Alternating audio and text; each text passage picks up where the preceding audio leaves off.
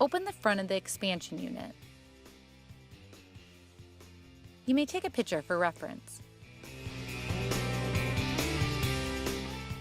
Push down on the printer to balance it and remove the 2 screws from the bottom.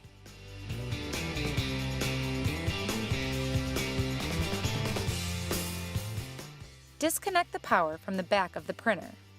This is the D-shaped connector. Just pull back the sleeve to unlock it.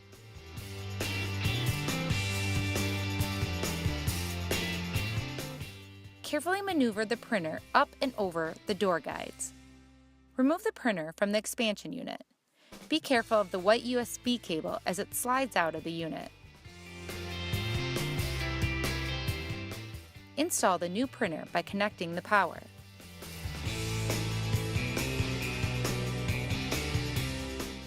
Feed the white USB cable through the hole in the side of the expansion unit.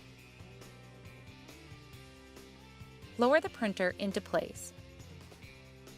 Be careful of the power and data cables on the left of the printer.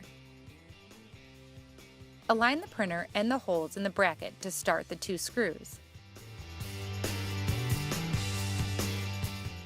Align the printer face to the paper feed hole in the front of the kiosk. Tighten the 2 screws.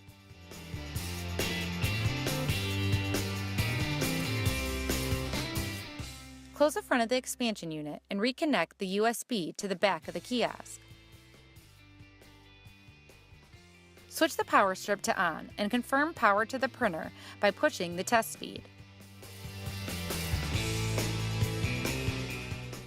Lock the T-lock on the side of the expansion unit.